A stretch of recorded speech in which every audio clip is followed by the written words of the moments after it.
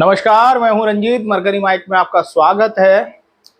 आज हम बात करेंगे आखिर भारतीय जनता पार्टी से क्या वाकई ओबीसी वोटर छिटक रहा है। क्या वजह है कि अब तक जो चुनाव हुए हैं पहले, दूसरे और तीसरे चरण के, इनमें कई बड़े जातिगत आधार वाला जो वोट बैंक है अलग अलग जातियों का, वो भारतीय जनता पार्टी से हटकर अलग क्यों जा रहा है, वजह क्या है।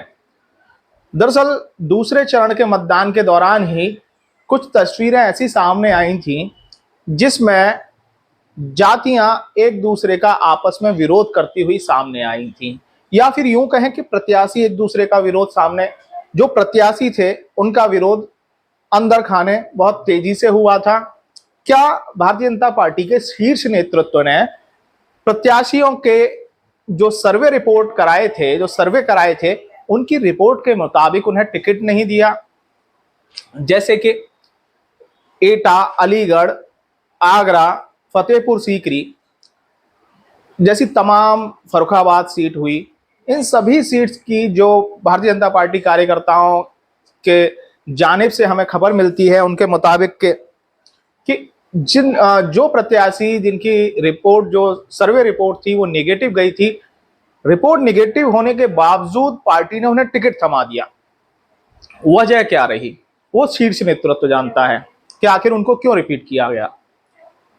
लेकिन जब ये प्रत्याशी घोषित हुए तो उनके पहले दिन से उनका विरोध शुरू हो गया।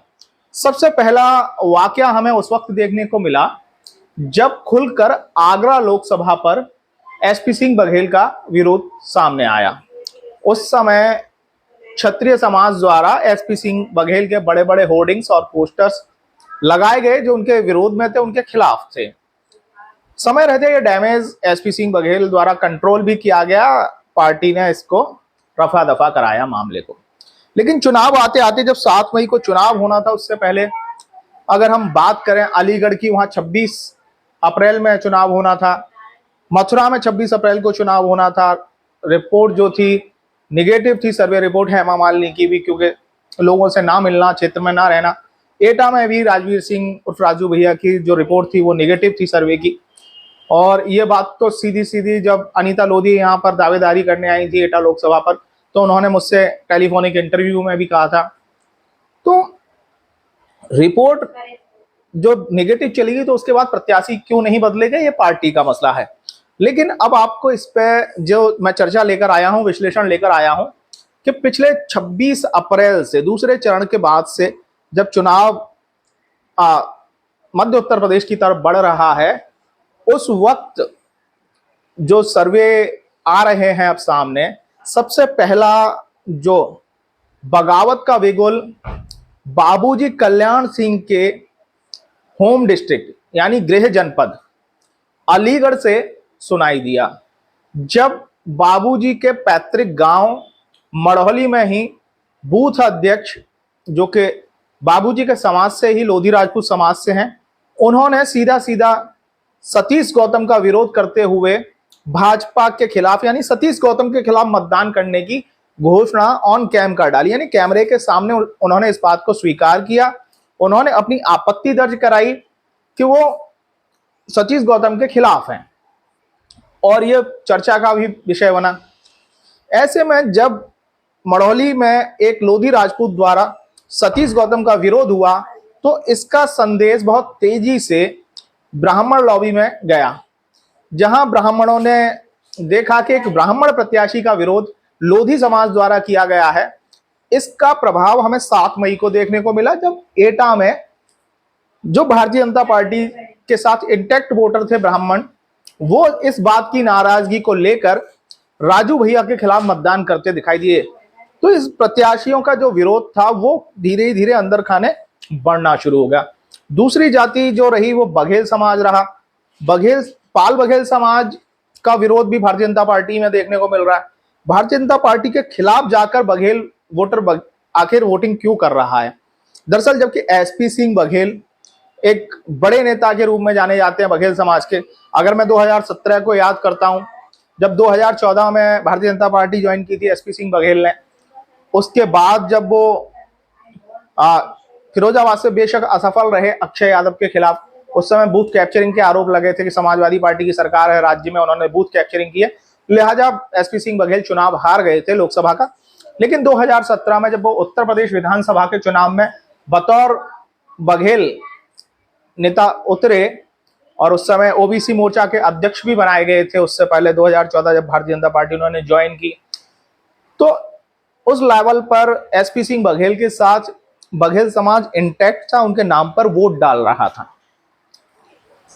7 मई के चुनाव में बघेल समाज ने अचानक विरोध क्यों शुरू कर दिया? फिरोजाबाद पर बघेल समाज ने समाजवादी पार्टी को वोट दिया, एटा पर बघेल समाज ने समाजवादी पार्टी को वोट दिया,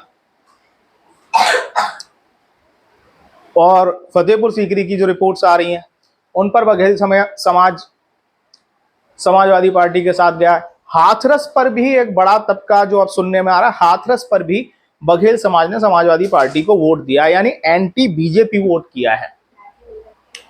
बदायूं में उतनी तादाद में है नहीं, तो जहां जहां बघेल समाज है, ब्राह्मण समाज है, ये अचानक मुखालफत क्यों कर रहे हैं? यहां एक विषय और है, क्या सभी जातियों में ये मैसेज पहुंच गया है कि अगर केंद्र में भारतीय जनता पार्टी की सरकार बनती है तो आरक्षण खतरे में है? और इसका अगर संदेश मैं जमीनी स्तर पर जो महसूस कर पा रहा हूं, पहले चरण से लेकर तीसरे चरण तक की वोटिंग को लेकर, तो मुझे एक चीज और बड़ी आश्चर्यचकित कर रही है कि जो कोर वोटर है बीएसपी के, जाटव समाज, इस समाज ने, या फिर अन्य दलित की हम बात करें, जाटव प्लस अन्य दलित, ये समाज लगातार भारतीय जनता पार्टी से विमुख हुआ है। यानी पहले 2019 में देखा गया था कि जाटव समाज बीएसपी के साथ साथ, बीएसपी के अलावा भारतीय जनता पार्टी को भी बड़ी तादाद में मिला था, जिसके चलते भारतीय जनता पार्टी ने बम्पर जीत हासिल की थी। लेकिन इस दफा जाटव समाज हो या फिर कोई भी दलित हो या बीसी समाज हो, कई सारी जातियां भारतीय जनता पार्टी से छिटकी हैं, चाहे वो नाई हो, बघेल हो, कश्यप हो, दलितों में हम बात करें वाल्मीकि हो, जाटव समाज हो या अन्य समाज जो भी हैं, उनका मोह भंग हुआ है भारतीय जनता पार्टी से, जो तीसरे चरण में देखने को मिला है, जिसकी वजह से समाजवादी पार्टी और कांग्रेस को बहुत तेज, काफी अच्छा उछाल मिला है या अच्छा वोट मिला है। उसकी वजह यह है कि जो राहुल गांधी और अखिलेश यादव, सबसे पहले मैं राहुल गांधी का नाम लूंगा क्योंकि संविधान बचाने का जो आह्वान इंडिया गठबंधन ने हर एक मंच से जाके किया, वो संविधान बचाने की आवाज और आहट ग्राउंड जीरो पर सब पहुंची है। और जो संविधान शिल्पी बाबा साहेब के अनुयायी हैं, जो फॉलोअर हैं, उनसे ताल्लुक रखते हैं, उनकी पूजा करते हैं, घर में तस्वीर लगाते हैं, जहां प्रतिमा लगती है, जहां अंबेडकर पार्कों में प्रतिमा लगी है, वहां उनको देवतुल्य उनको पूजते हैं, वो समाज जो दलित समाज है, जाटव समाज है, ये समाज कहीं ना कहीं संविधान बचाओ की आवाज से एकदम जागा है। उसने बहुजन समाज पार्टी को दरकिनार करते हुए इंडिया गठबंधन की तरफ रुख किया है। इसकी बड़ी वजह यह है कि जो संविधान बचाना और देश बचाने का जो आह्वान हुआ है इंडिया गठबंधन की ओर से, वो बहुत तेजी से इस समाज में फैला है। और इस समाज को बचाने के लिए बहन कुमारी मायावती जी को भी इस समय समाज ने दरकिनार कर दिया है। उन्हें पता है कि मायावती जो है वो खुलकर बीजेपी के खिलाफ बैटिंग नहीं कर पा रही हैं और राहुल गांधी और अखिलेश यादव लगातार बिगुल फूंक रहे हैं।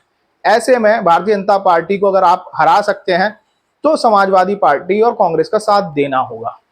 लिहाजा इन सीटों पर ये जो मुखालफत है वो तेजी से आरक्षण बचाओ और संविधान बचाओ की लड़ाई में तब्दील हुई है। हालांकि भारतीय जनता पार्टी को कमजोर करने में सबसे बड़ा जो रोल रहा है या भूमिका रही है, निश्चित तौर पर पश्चिम से जो बिगुल फूका गया संगीत सोम और सुरेश राणा के नेतृत्व में जो क्षत्रिय महापंचायतें हुई, वो पंचायतें भी एक बड़ी हद तक जिम्मेदार हैं। जो क्षत्रिय समाज अलगाव कर बैठा है भारतीय जनता पार्टी से, तो इसलिए तीसरे चरण का जो लब्बो लुआब है वो पूरी तरह से जो नरेटिव है वो तैयार किया था भारतीय जनता पार्टी ने, चाहे वो राष्ट्रवाद का नरेटिव हो, चाहे वो अनाज देने का नरेटिव हो, ये सारी जो कहानियां गढ़ी गई थी वो एकदम धराशायी हो गई हैं। भारतीय जनता पार्टी के लिए अब प्रत्येक चरण चुनौतीपूर्ण हो गया है, क्योंकि आप अब जब चौथा चरण का चुनाव होगा तो उस समय कन्नौज, फर्रुखाबाद, कानपुर, इटावा, हरदोई, शाहजहांपुर, लखीमपुर खीरी, इस बेल्ट में चुनाव है। और इस बेल्ट में जहां तक हम नजर दौड़ाते हैं, जो बीसी वोटर है, यानी जो कुर्मी वोटर है, बघेल वोटर है, यादव वोटर है, अब जो सीटें हैं वो लगभग इन्हीं जातियों की बहुतायत तादाद वाली सीटें हैं, जिन पर जो समाजवादी पार्टी की तरफ झुकाव ज्यादा दिखाई देने लगा है। यह भारतीय जनता पार्टी के लिए तमाम चुनौतियां हैं। मुकेश राजपूत का फर्रुखाबाद में विरोध है, खुलकर विरोध हो रहा है। सुब्रत पाठक का भी विरोध सवर्ण जातियों में भी है कन्नौज पर। तो ये जो सीटें हैं ये निश्चित तौर पर, और जो संविधान बचाने की आवाज है वो निश्चित तौर पर भारतीय जनता पार्टी के प्रत्याशियों के खिलाफ जा रही है, और इससे भारतीय जनता पार्टी लगातार कमजोर हो रही है। हमारा ये विश्लेषण, ये आकलन आपको कैसा लगा हमें जरूर बताइएगा। हमें सब्सक्राइब करिए, कमेंट करिए और लाइक करिए। नमस्कार।